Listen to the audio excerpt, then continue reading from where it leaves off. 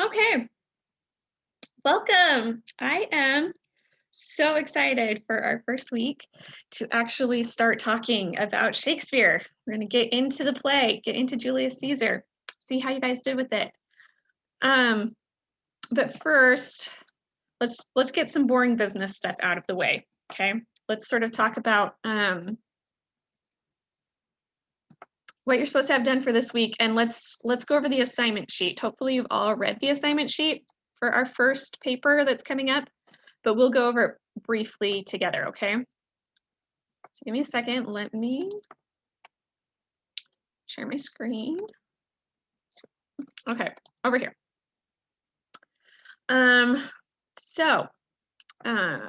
Blackboard, here we go. Hopefully you've all read the play by now and posted to the discussion board. I've seen a bunch of them just popping up in the last few minutes, so way to sneak it in there.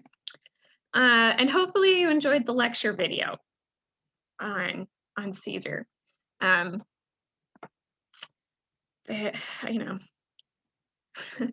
not going to try to take up too much of our time here in the Zoom meetings. I want you guys to do most of the talking in the Zoom meetings, so those lecture videos are my chance to get all my talking out of the way on all the things I find interesting. Okay, and then the Caesar's trump.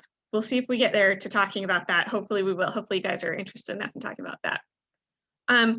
But let's talk about the assignment, okay? Let me pull up the assignment sheet. I've got it here. Okay, so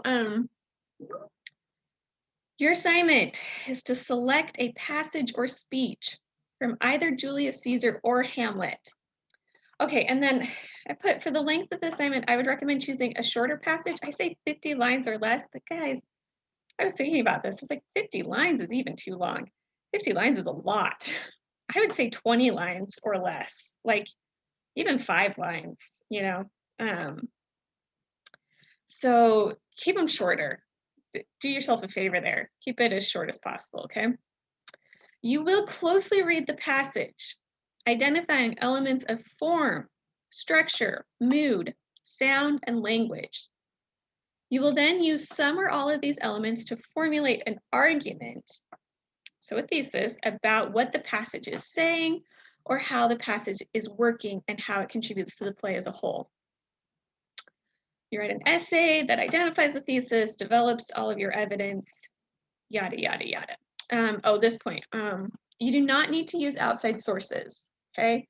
In fact, a close reading, I want to see what you can do yourself. I don't want to see other people's ideas necessarily here. So you don't need any outside sources except for maybe a dictionary and or a literary rhetorical terms guide, okay? You can use those as sort of resources to help you out, but you shouldn't need to be bringing in other people necessarily.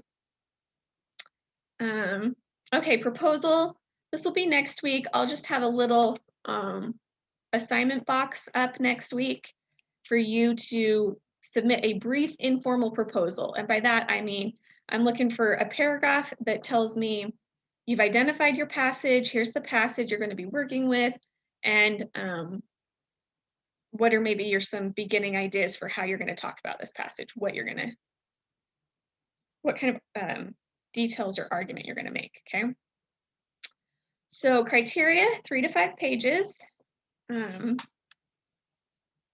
hope you don't feel like that's too long, because it's really not. It's not too bad. MLA formatting, all right? Including a works cited, and since I'm not having you use outside sources, the works cited is more just for practice, for me to see that you guys can do a works cited. So you'll cite the Norton edition of Shakespeare for where you're getting your passage from. And then if you used a dictionary or a terms guide, you would cite that too. Audience, so I'm your primary audience, and also consider your classmates as a secondary audience, simply because a few of your peers will be reading through your paper. We are going to do peer review. I believe strongly in peer review for various reasons, which we'll talk about when we get to peer review. But I also strongly encourage you to view yourself as writing to a wider academic audience. That's just good practice to get in when you're writing academic papers. to just pretend like you're writing to a wide academic audience. And then grading, next week, I'll have a full rubric for you, the rubric that I'll use when grading your papers. But basically, it's going to be, I'm looking at the quality of your thesis, the quality of your analysis, clear organization, good style and proper conventions, and meeting the length and formatting. So that's kind of it. So any questions, Sarah? I listen to, like, I read them and then I listen to the audiobook while I read it. Should I also cite that? For this, you do not need to cite the audio version. Right, because I don't know. Unless you specifically bring audio into it somehow, as far as like the sound of the word, then maybe you would, but I'm guessing most likely you wouldn't need to, just cite the text, okay? Okay, cool. Any other questions? Okay. So a show of hands, how many of you have done a close reading before, or you're sort of familiar with what it means to do a close reading? Okay, a couple hands. Yeah, I always used to be intimidated by the term close reading. I'm like, what does it mean to do a close reading? So anyway, I did put together some resources for you. I don't know if you've looked through these yet, but especially this first guy here, this is Michael Ulia from the University of Calgary. He's put together a couple of resources. And this YouTube video, number 2 here, is like the best video example I've ever seen of how to do a close reading. It's kind of long, it's like 30 minutes, but it is really thorough and it's really good of like how to annotate your passage, the types of things you should be pulling out. And then he even walks you through how to formulate it all into an argument, how to pick out your literary pieces and then how to talk about them in an argument. So I would definitely recommend giving that video a watch and taking a look at his blog post. Yeah, I think it's a blog post, something like that, just about how to do a close reading, because it is fairly helpful. And then let's see, what I included also a writing guide on how to do a close reading from the University of Guelph. I think that's how you say it. And then this last link, number 4 here, is a link to the Poetry Foundation's list of literary and rhetorical, well, poetic and rhetorical terms, which like might be useful to help identify things in a close reading. Okay. So that's what's up on Blackboard this week. Okay.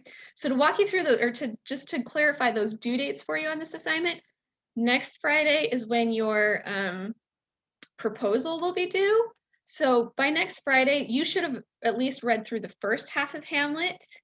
I'd say if you have time next week, go ahead and do all of Hamlet though, to see if, because some of the more famous soliloquies and stuff are in the second half. And if you want to write about them, read through it quickly next week so that you can spend the last week of this unit, like actually just working on your writing. Or feel free to choose a passage from Julius Caesar too, which you've already finished and is fresh in your mind right now and has some great passages to work with. So that's next Friday. You need to have your passage picked out and submit the proposal to me. The following week, so 2 weeks from today, is when your draft is due, okay? And we will do in our Zoom meeting here, like after we're done talking about Hamlet, I'm going to divide you up into your partners or your pairs and split you up and have you exchange papers and do a peer review on that Thursday. So that's 2 weeks from today. And then the final is going to be due that following Sunday. So 2 weeks from this Sunday. Okay? Does that work? We clear on deadlines for this then? Okay, so we got a couple weeks to work on this. Okay, I also wanted, because I meant to do this last week and we completely ran out of time last week. We had so much to talk about. I just sort of wanted to, I'm sure all of you who have the ebook version now have been on here, have looked around, have like used it to read your plays, right? But I did just want to point out a couple of the features that I want you to be paying attention to. This is the This is the Norton online ebook, okay, version of the play. Hopefully yours looks something like this. So the table of contents over here has everything that's in the physical hard copy of your textbook, like all of the general introductions to everything. And then it's got each one of the plays listed. And I do want to show this. So I had you read the introduction to Julius Caesar. I'm having you read the introductions to all the plays, but they also have a few other things, including selected bibliography, films. Here, we'll take a look at that because Julius Caesar actually hasn't been, we've only got 3, and the last one was 1979. Julius Caesar is no longer a very popular one to adapt, which is interesting. Maybe that will change here shortly, but so they do a filmography to tell you about all the films that have been made on it. They do the textual introduction. This is the stuff I keep bringing up because it's stuff I find super interesting. And then they'll do a performance note, and they'll talk you through some things that are important to be thinking about in the play from a performance perspective. Oh, and I totally missed because I jumped straight to the film biography, but they do a selected bibliography of just some of the best criticism, scholarly criticism on that particular play. So if you're interested, especially in our final paper, if you're doing a final term paper and you want to do it on Julius Caesar, you may want to come look through this selected bibliography at some of the key influential criticism that has been written on that play and see if some of that's usable for whatever you want to talk about for your final term paper. Okay. Okay, and then we get down into the play itself, and it's divided up by acts and scenes, right? So they've got the play down the center of the page, and hold on, I'm gonna have to adjust this. Oh, that was too much adjustment.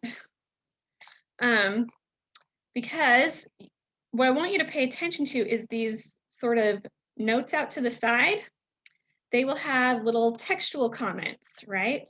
Where they'll explain, okay, this line right here is very contested. The folio says it like this, or a quarto version will say it like this, or editors have argued over this. So especially when you're doing your close readings, if you're doing a close reading of a passage that has a textual comment, you'll want to make sure that you're reading that textual comment because it could impact how you analyze things. This is my short story from my own research. So my dissertation is, surprise, surprise, about audience reception of Shakespeare's plays. So I talk a lot about the audience and an audience interaction with plays. And in my last chapter, I was writing about the chorus in Henry V. And I was saying things like, oh, the chorus is directing the audience to imagine this, and the audience of the play would be imagining this. Well, then, I do my due diligence. I've written my first draft, but I go back to do some due diligence research on the textual history of Henry V, and come to find out that the chorus was not in the original quarto at all. The chorus didn't exist in the original quarto. The chorus shows up for the first time in the folio, which means lots of people have argued that the chorus was never performed in Shakespeare's lifetime. So here I am talking about the audience responding to the chorus that may or may not have been in any performance on the stage in Shakespeare's lifetime. Like maybe the chorus only existed to be read in the folio. That's important for my argument. That's pretty crucial. So that's just one point where I'm saying that knowing the textual history can and should influence what you say and how you interpret some of this stuff. So look at those textual notes, they're fun. These follow the facsimiles. Sometimes they'll give you these are just for fun. These probably won't mean too much to you, but if you click on them, they'll show you this is what the actual page looks like in the folio. And you can zoom in on that and you can see the actual print and how everything's formatted, and it's super interesting to me because it's so different. It feels so much harder to read for some reason, and people write a lot about that, about the printing formatting choices of these early modern books. So those are just fun to look at. But the other one, oh, they'll have performance comments too sometimes, which is interesting. But the other one I wanted to point out, let me see if there's one here, is when they have recordings that you can listen to. And I think that's great. So if you're not watching the play as you're reading it, if you're just reading through it, you can hit play and listen to a professional actor do some of this stuff. So hopefully, I'm sure most of you have figured all of this out already on your own. I just wanted to point these things out to make sure you know that these features are available. The other thing you should know that is available is you can absolutely highlight and take notes on the text in here itself. So as soon as you highlight something, this little box pops up down here. You can highlight in 3 different colors. You can create a comment and it'll save your comments. So, right, you have your own dedicated account. So you can do all of your annotations and close reading and whatnot right online. I feel like that's sort of an important feature for you guys to know about, because not all ebooks work this way. And I'm like super happy that you can do this. You can actually like type your comments and highlight things and save it. Because that's an important part of close reading, the close reading process. Okay, is that all the business stuff I wanted to talk about? I think so. Enough of that. Let's get into the play, right? Now, I've read through all your comments, unless you posted in like the last 2 minutes before class started. I've read through your comments and I've sort of got a list going of topics that we can potentially talk about. But I sort of want to just open it up right now. If anyone wants to sort of jump in and be like, yes, I really want us to talk about this, or I was so confused about this, please somebody answer this for me. And there were a few of those. So there are no stupid questions, no stupid comments. I just want to know, what do you guys want to talk about? What do you want to make sure that we cover today? Anybody? Want to start us off? Any brave soul? Okay, Andrew. Oh, sorry. I saw Andrew's hand. Go ahead. Oh, okay. I wanted y'all to wanted y'all's interpretation over whether Brutus should be considered the protagonist of the story or hero, because I'm very interested in the fact that sort of the text really doesn't help us that much, because what it does sort of conflicts in both ways. I think one could interpret him as like this very virtuous and stoic, noble character, but at the same time, interpret him as very kind of back and forth and like not kind of just playing things out to his own benefit. All right. Yeah, thanks for bringing that one up, because that one came up quite a bit in the comments, guys. Like, Brutus, is he a good guy? Is he a bad guy? Tragic hero? I think that was one of the terms. Is he a tragic hero? Asia. I definitely think Brutus, well, one, I definitely understand like where he's coming from. I would see him as a protagonist. And probably the one that I'm most interested in when reading Caesar. I read this now, like I think twice. Obviously, like me reading it in high school, not me reading it now, because in high school it's just like Spark Notes. But I definitely think reading it again, right? Like he's a lot more. Well, I guess like the way that you understand a protagonist, right, is someone who overcomes something. There's like a sort of conflict that he's trying to resolve, and I think that his is just a little bit more complex to me when reading it. And so I definitely think like I am more like maybe biased to see him that way, because it's like I think you have a more interesting story and something that you have to overcome and to decide upon, whereas Caesar is sort of kind of just dealing with this like looming like he has conflict obviously, but I think in relationship to Brutus it's like he's dealing with this looming prediction, which to me isn't that complex. It's just like I don't know. Okay, so saying that yes, Brutus is, no, you didn't necessarily use the word hero, just the word protagonist. And there can be a difference between the word hero and protagonist. it's still interesting to consider that Brutus is more of the main character, more of the protagonist than Caesar, considering that the play's named after Caesar, considering that, you know, historically Caesar is the looming personality in Roman history. But right, this play centers on Brutus, and it does center on his conflict. Rebecca? It's hard to answer that question. I was listening to a little bit of history about Caesar and like the difference between the play and what actually happened. And they even state that they left out like Caesar's personality for a reason and like things about Brutus because they didn't want people to solemnly focus on them as like a certain way, but they wanted people to see like the struggle and the conflict between all these decisions and like portray a certain emotion. So like any kind of, if we think he's a protagonist or antagonist, it's what they wanted us to think without the whole story and like who they truly were, I guess. Right, right. Some literary crafting here around a historical reality. Did anyone see Brutus's actions as non-heroic, as misguided, as fatally flawed? Sarah?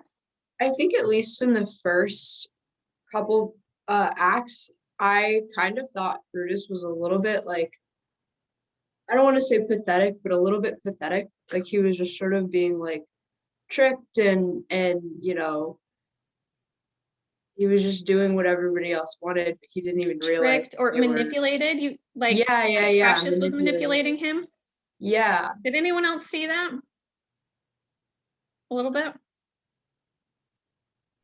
I thought Brutus suffered a little bit from what Caesar suffered with, is in that like he was sort of easily swayed, where like, you know, he was an honorable man, he had an honorable position, but kind of like Caesar, he was kind of easy to manipulate. And I think that sort of hypocritical side of him sort of was what led me to question his character and as to whether or not he's good or bad, because he criticized Caesar for, you know, being ambitious, as you said, a bunch, and doing all the things that he does, but he sort of has those same qualities himself.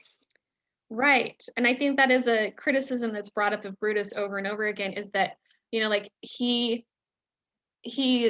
espouses these virtues and ideals on the surface, but underneath you can, and people do all the time, make that argument that he's just as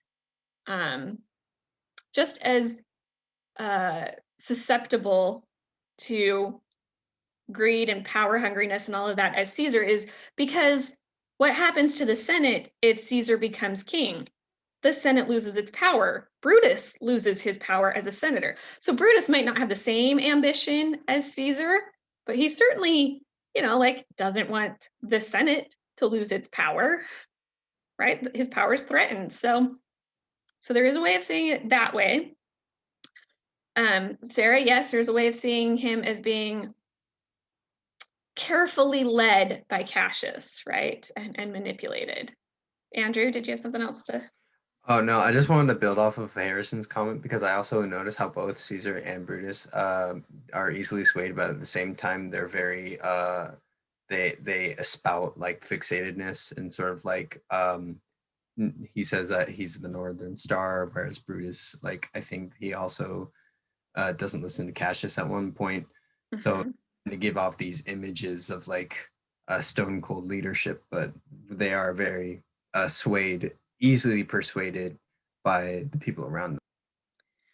And I think that's interesting to analyze when they are swayable and when they like hold fast stubbornly, because that is I've heard that criticism of Brutus too, that maybe that's why he fails, is because he's so intent on doing things an honorable way or on doing things the way he views virtue that he can't adapt to Cassius's more practical, realistic, here's how we actually need to function in war to win kind of techniques. And maybe that's why he ends up on the losing side, because he's too committed to his values. I don't know. I don't know how I feel. All right, like that one makes that conflict between Brutus and Cassius. A bunch of you mentioned that conflict, and it is super interesting, right? Cassius is obviously very much a realist and very much the ends will justify the means. Like the ends of saving the Republic will justify killing Caesar. The ends of winning this war will justify, like me making deals with people I have to make deals with, and me, running this war the way it needs to be run, and even if that's a little bit dirty. And Brutus is like, no, virtue, honor, always, always, always, always. So who's gonna win in the end? Well, Mark Antony's the one who wins in the end, who is also probably a little bit more like Cassius than he is like Brutus. Any other thoughts on that? Do we want to jump to a different topic?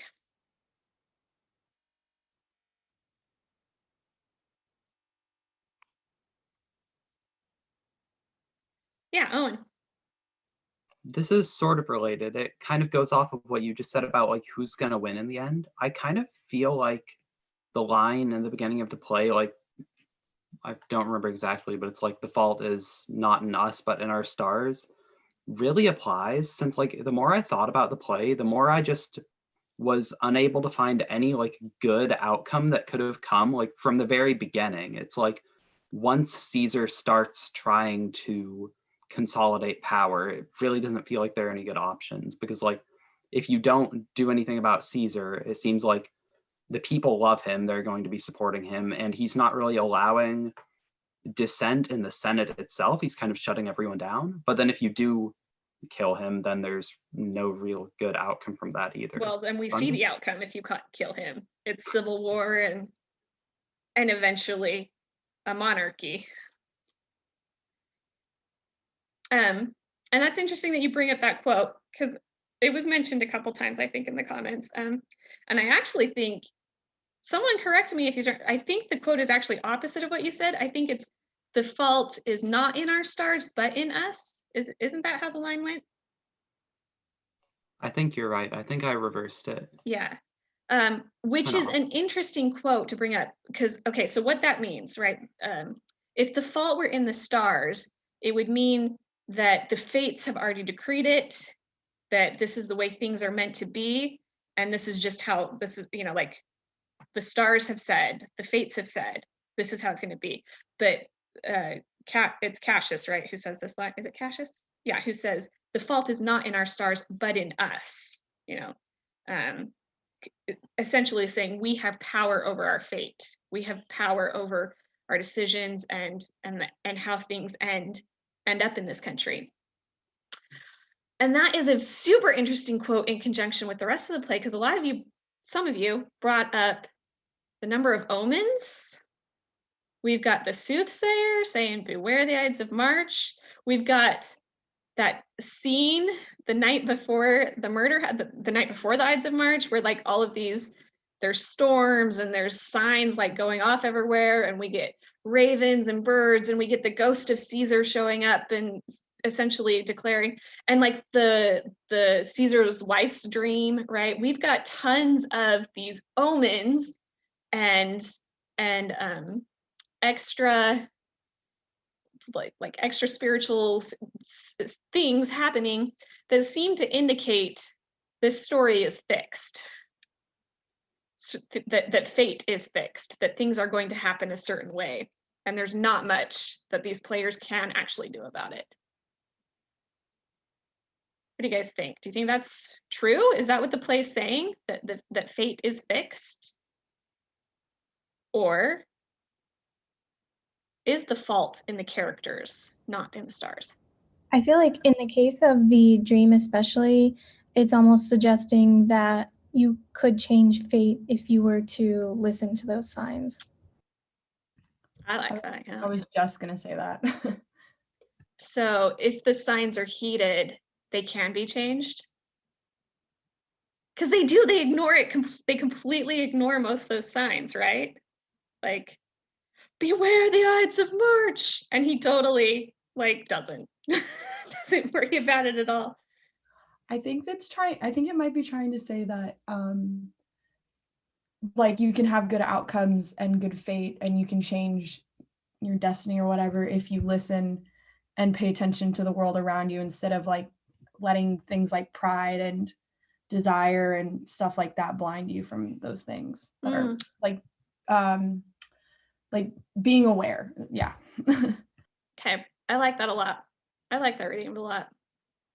It's interesting. Would now be a good time? Do you guys want to talk about the wives now? Because I was just bringing up Caesar's wife's dream. She is right. Her dream is right. And she totally gets ignored. Then we have Brutus's wife too, right? Who, talk about an interesting character. She only gets that one scene, but like, did you guys pick up on the fact that she stabbed herself in the thigh? Did you guys pick up? And you're like, what, wait, what? Why have you stabbed yourself in the thigh? And she's basically begging for Brutus to be her counselor. And he doesn't take her up on it, right? He like never actually tells her anything. Did anybody get the sense that if Brutus opened up and confided in his wife, she would have been like, no, let's not do this. Let's come up with a different plan, a more sensible plan, because the women in this play are clearly right and the men don't listen to them? Anybody else? Any thoughts on that? I talked in the first discussion about the wives and everything, and how they're two different. Like Caesar didn't listen to his wife or didn't talk to her or anything like that, versus Brutus's wife, where like after she stabbed herself, he kind of told her about the plan and stuff. So I thought that was interesting. Yeah, any other thoughts on how these men interact with their wives? I guess I like saw it as like back then, like women really didn't really they existed, but they really didn't exist. Like in a sense of, they stayed home, they cooked, clean, whatever. And, for Brutus's wife, she wanted to go, but then, if she went to the capital, she wouldn't be allowed in because she was a woman and all of that stuff. And then, for Caesar's wife, she warned him. I saw him a little bit as a bit as conceited, where he didn't listen to really anybody but himself. And so, he wasn't going to listen to his wife, even though she was right. Well, but one of the interesting things about that scene is that he was listening to her for a little bit, right? He was like, okay, your dream has kind of freaked me out. And I think you're maybe kind of right. Maybe I shouldn't go in. But as soon as another man comes in and is like, oh, you're not going to let your wife tell you what to do. Who wears the pants in this relationship? All of a sudden he's like, oh, nope, I can't make it seem like I'm kowtowing to anything my wife says, right? Yeah, Andrew? I think the wives do represent the characters' better sentiments. I'm trying to think how to word this, because I think Brutus does love his wife in this instance, but when she dies, he's very stoic. And that's the moment he chooses to be stoic about his wife. Whereas when we see him with her, he's full of emotion. So I think it's sort of this almost commentary on how like infighting affects sort of the social status of what like almost like how these people are like putting on a show for other people, whereas All the time. true selves with their wives. And so they're but does Julius's wife kill herself? I forgot. Does the play ever say what happens to Julius's wife? Yeah, I don't remember what happens to her. She just sort of disappears. I just sort of saw like their disappearance or deaths as sort of a rejection of their better halves. Mm-hmm. Mm-hmm. Shakespeare always has such interesting female characters. Because if you think about it, other than maybe Caesar's wife having that dream, like even that, we've already had the soothsayer saying, beware the Ides of March. So strictly speaking, from an Owen point of view, we don't need his wife to have a dream, an extra dream to warn him. Brutus's wife doesn't need to be there for anything, right? Like this play could have been written entirely without women, and nobody would have thought twice. Nobody would have thought twice if there weren't a single woman character. I mean, at least back in the early modern period. Today, we would definitely notice and talk about that. But Shakespeare really always seems to include very interesting female characters, and to have those intimate moments between a husband and wife, and it's interesting to think about why he does that, why he brings women in. Is it because he was a feminist before his time? I mean, if you've read Taming of the Shrew, not necessarily. So I don't know. It's still open, but it is. I do always love paying attention to the women and why he includes them and what their role is, and how it is in this play, at least, everyone's downfall when the women get ignored, right? Okay. One thing that I did want to make sure we covered, because this came up a few times, and I want to make sure that this scene is cleared. Act 3. Act 3 is big, right? Act 3 is pivotal. Caesar gets murdered. And a few of you brought up questions about not understanding or just wondering what is Mark Antony doing in Act 3? Why does he seem to be getting along with Brutus and the other murderers at first? And why, when he gives his funeral speech, is he so careful to talk about them as honorable men? Why is he doing that when clearly he doesn't think so? Clearly he's devastated that Caesar has died. Can anybody sort of explain Mark Antony's behavior? Did you guys understand what was going on there? I thought initially it was because, like in the very beginning, he's like, okay, if you're gonna kill me, then go ahead. And so I think from there, he was just like, I know they could kill me at any point. And so he's kind of just sucking up to them until he had the masses on his side as well. Yes, you were exactly right. It's all about who's holding the power right then. And right then, all those senators were holding knives, and they had just killed Caesar, right? And it's like 15 against 1. So Mark Antony is definitely trying to play his cards correctly and like walk this fine line of, okay, you guys are in charge right now. you guys are in control. And Brutus recognizes that too. Cassius recognizes that at that moment, they are the ones in charge. But then what happens? How do they lose control?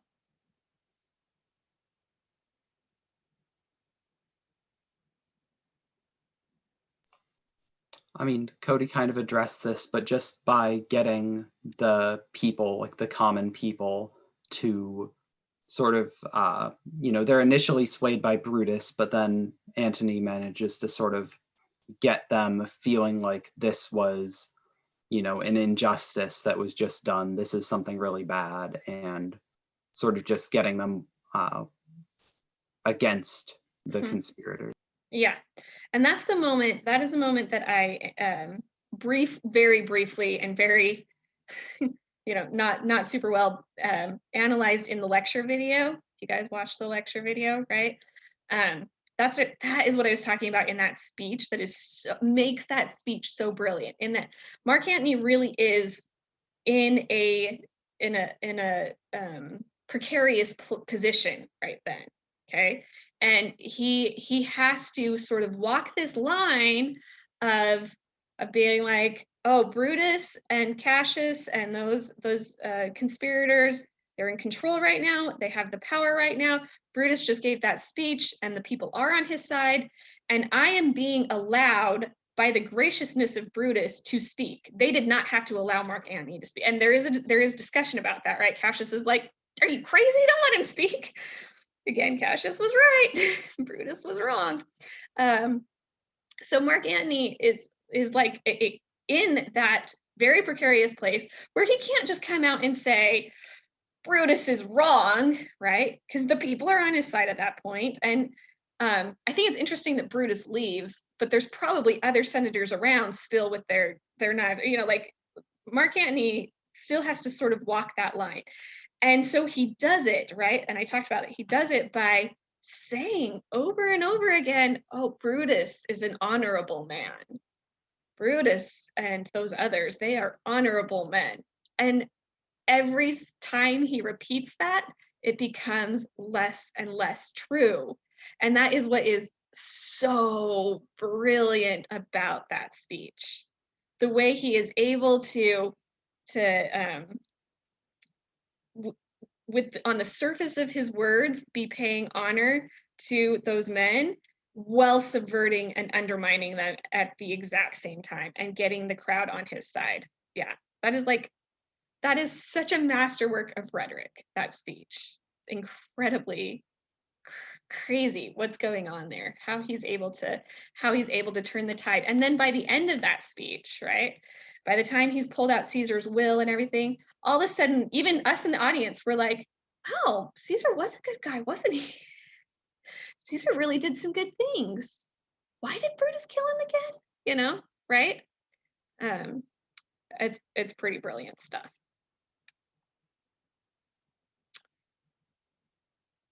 Which we never really explored this. We've only sort of danced around this. Let's talk about Caesar.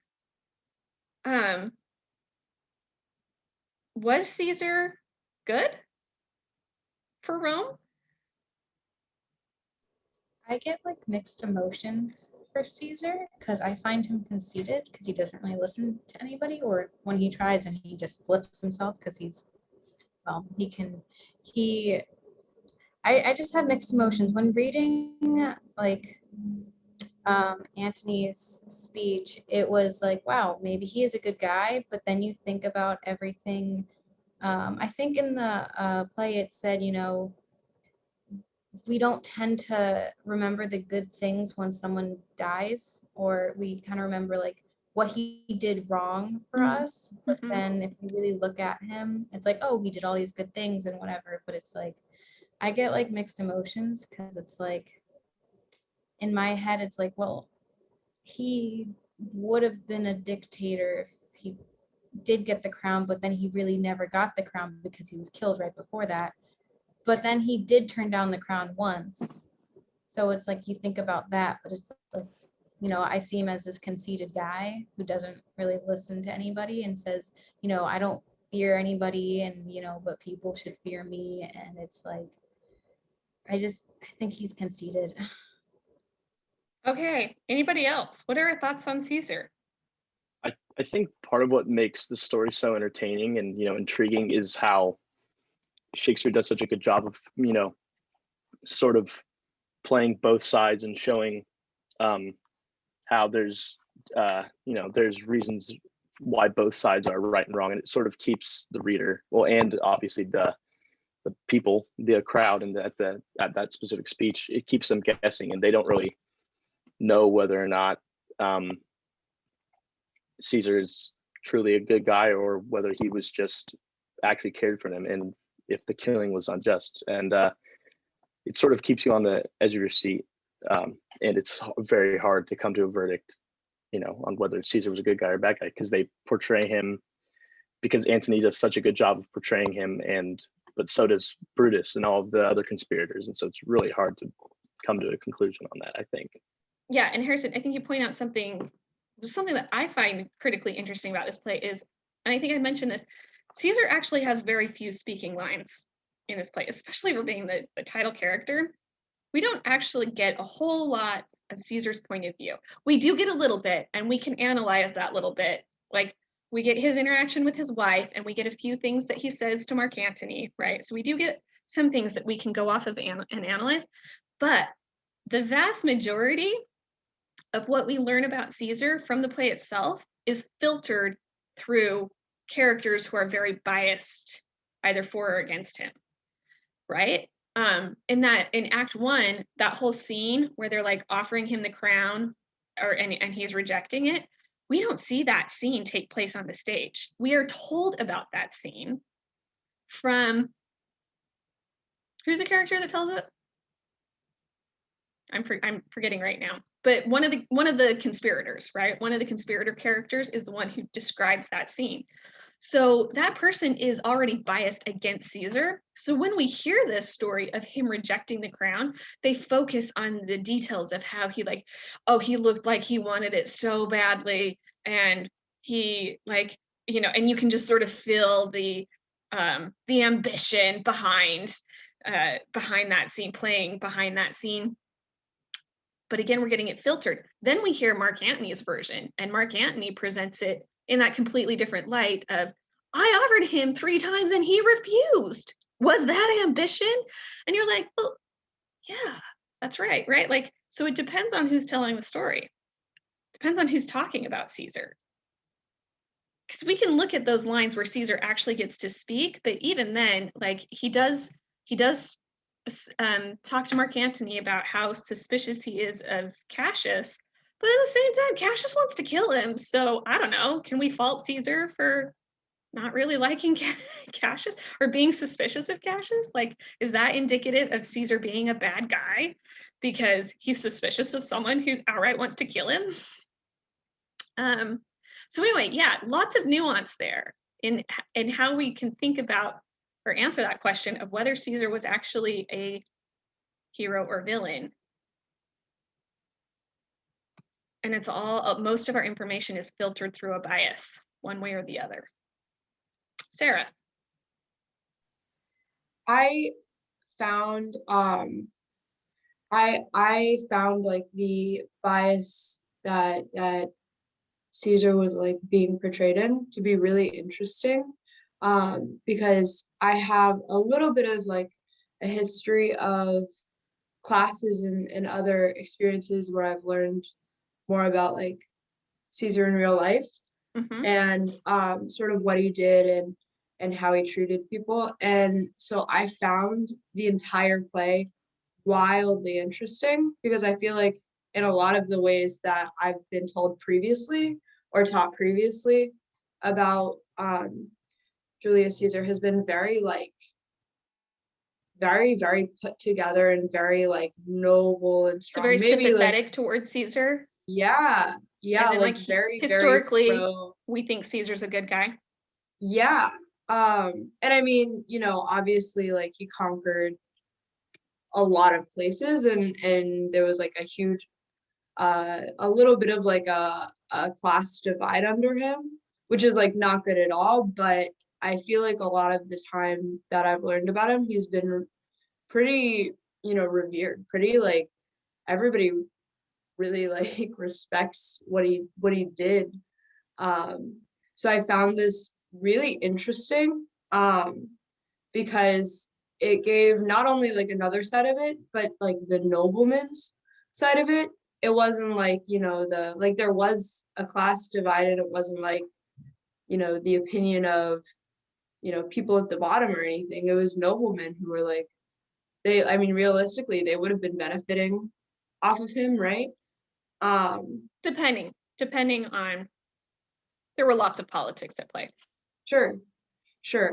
I found that really intriguing. I was very captivated. Okay, yeah. And I think you bring up an interesting point. Like, in general, those of you who have had any sort of Roman history or have like heard of Julius Caesar as a historical figure, has it been sympathetically? Has it been in a way that's like, Julius Caesar's a good guy, Owen? Yeah? I would say I have a kind of interesting contrast to what Sarah was just talking about, because Okay, I good. primarily learned about like Roman history type stuff from my dad, and he does not have the brightest view of that type of thing. One of the primary lessons he always tried to teach me was that those who are great are rarely good, and kind of viewing more in the lens of what Sarah was talking about as like, a conqueror and kind of someone who is consolidating power where it should not be consolidated. So for me, I guess I was just the things I had come across before the play were sort of counter to that. So I thought that was an interesting sort of contrast there. And I do wonder if that is sort of maybe a current, and by current, I mean last few decades trend to sort of really question and reevaluate our revered historical figures. Because we've been doing a lot of it as a culture. It feels like in the last few decades, we've been doing a lot of that, of a reevaluating of these great men from history. But yes, it is like interesting to see Shakespeare doing that in his time, to be sort of reevaluating, or I don't know, he just leaves it sort of ambiguous, right? He just leaves it ambiguous of, was this man a hero or was he villain? Both, on both sides. Yeah, Sarah?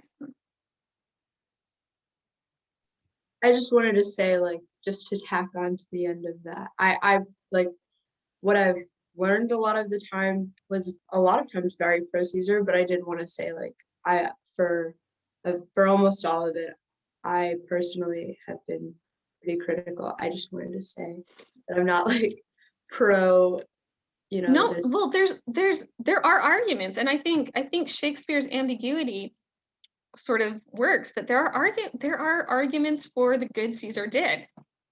There's a reason he was so popular. Do they outweigh the bad? That's maybe a different question, or maybe that's what Shakespeare is asking us to consider here. Do we want to go into the contemporary politics comparison here?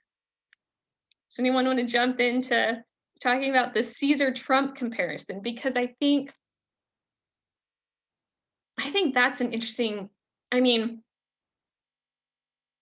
the comparisons there, what's interesting about comparing Trump to Caesar is that both sides agree with it. Is that just like in this play, how we're seeing him as an ambiguous figure, and it depends on whose bias we're talking about Caesar through.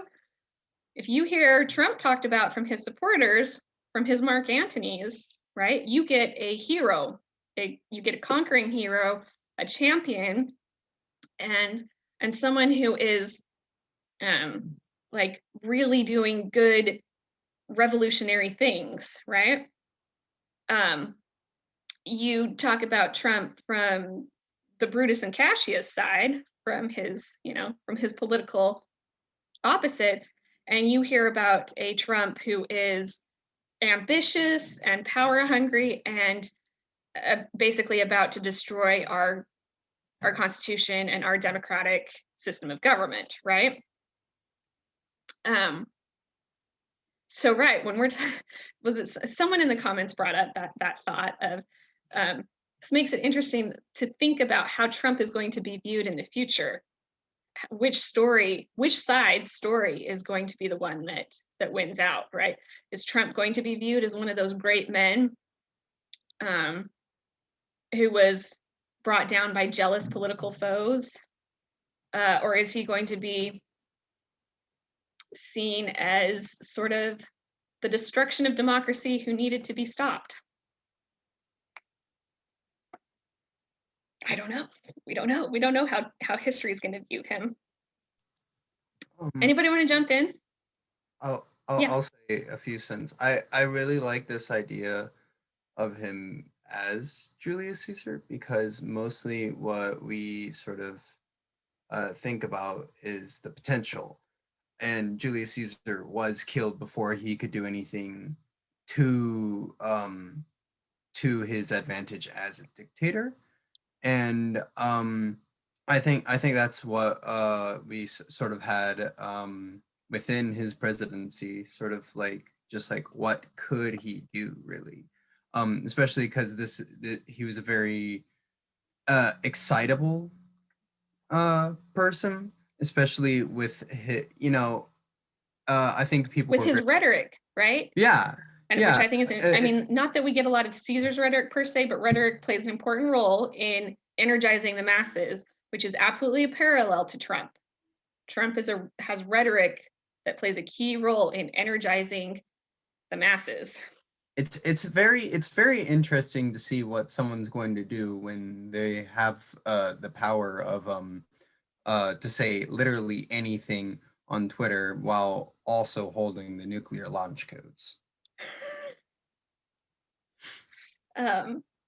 Yeah, and it's interesting now that power has sort of been taken away from him, and maybe that is our modern day equivalent to assassinating Caesar, is taking away his Twitter platform, because that has essentially removed his number one avenue for speaking to the people, for his rhetoric.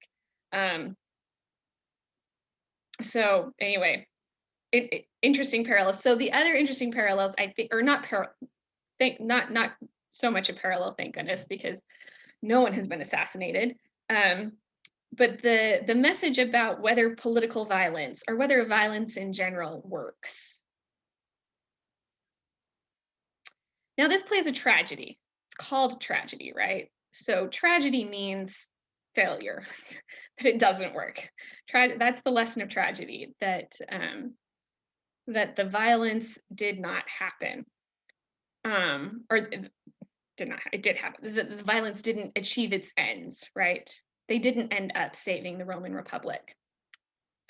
They may have delayed the monarchy for a few more years, because it still was a while before Caesar Augustus takes over.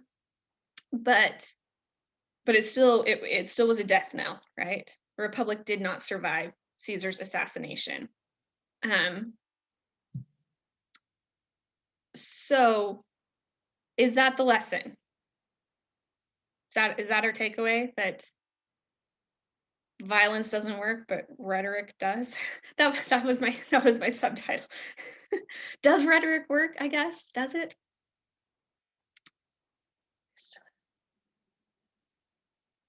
What's our takeaway? What's our takeaway, I guess, is what I'm asking. What did you guys take away? Takeaway as in like in parallel to today's politics, or just or just the message of the play in general. Is there one?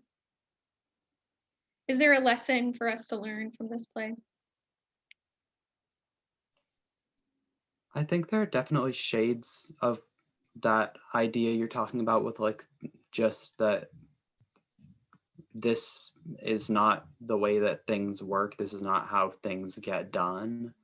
But like I said earlier, I don't see what could have worked. Like, I guess rhetoric from the beginning of the play could have worked, but it seemed like already with like the scene in Act 3 where like Caesar is kind of shutting everyone up who is trying to like debate stuff with him, and also just the scene with like everyone loving Caesar, it seems hard to find a way how that would have worked either. Maybe I'm being too pessimistic about it, but no. And I think that is an interesting question, because they felt like Brutus and Cassius felt like there was no other way. They had no other avenue other than assassinating Caesar.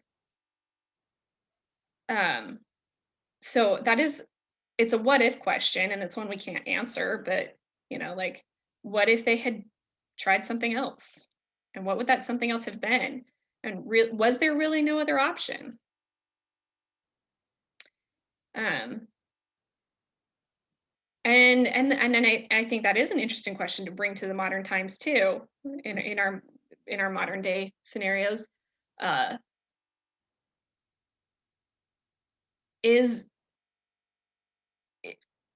there other options besides violence? Or when is violence the only option? Does this question make sense? Is there a time today where violence is the only option? Or is that never going to be a case? Is there always going to be another way that we should look at? I actually did a study over violence last semester, and how violence is actually going down from how it used to be, even though we don't really see it in today's time. But like back then, if you did something wrong, they like chopped off your head or your hands or something. And we don't do that nowadays. So Most of like, the time, even in right? Julius Caesar, like they're just saying, oh, this person's the conspirator. We're just gonna kill him now. And you know, that doesn't happen. So I think it would go away, or not go away, but decrease. Okay, so thanks for bringing that up, Rebecca, because I feel like not necessarily a segue into Hamlet, but our next play is Hamlet, which was written very closely after Julius Caesar.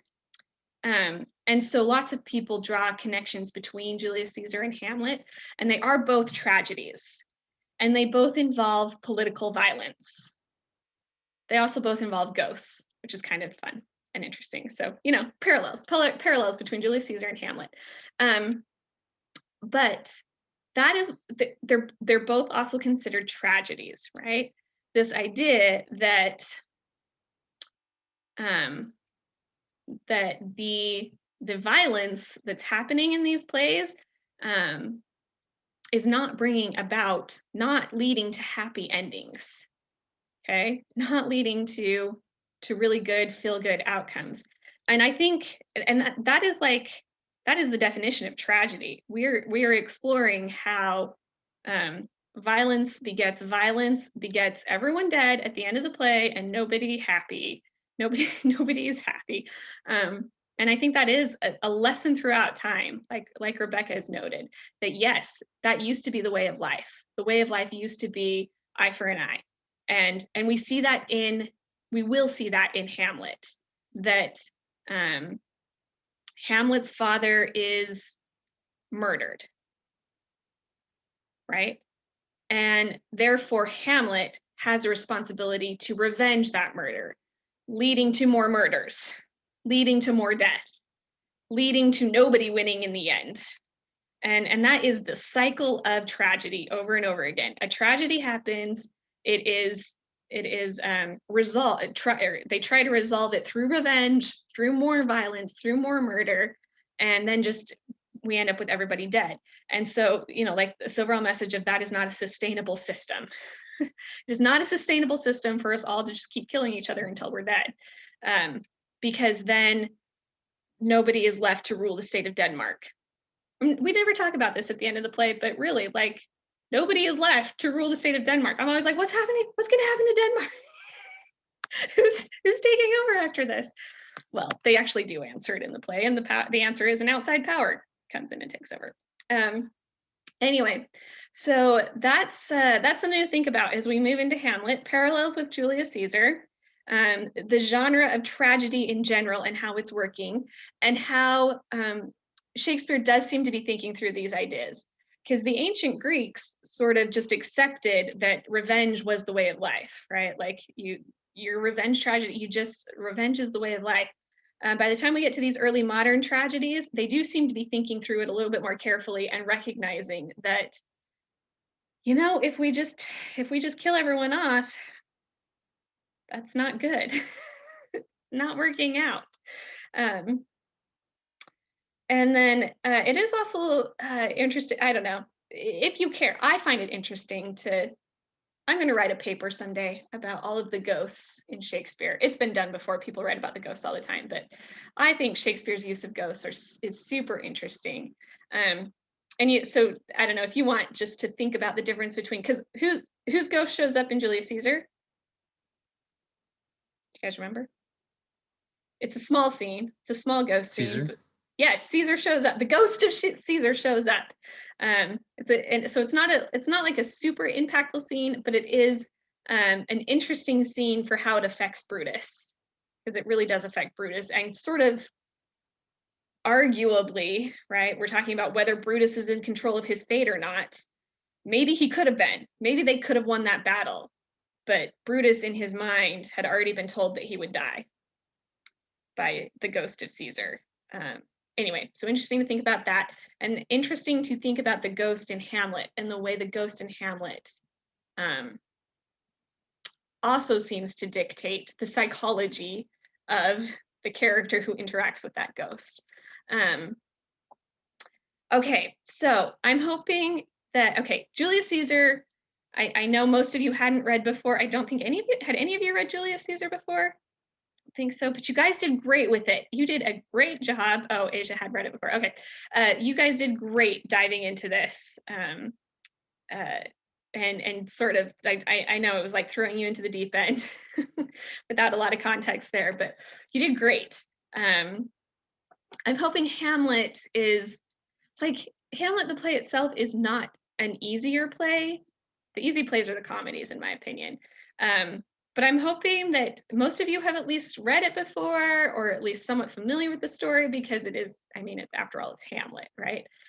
So I'm hoping at least that familiarity can help us wade into this one a little bit better. So this next week, it's Act 1 and Act 2, which is long. Act 1 and Act 2 is pretty long. It's a long play, super long play. So do what you can, get through Act 1 and Act 2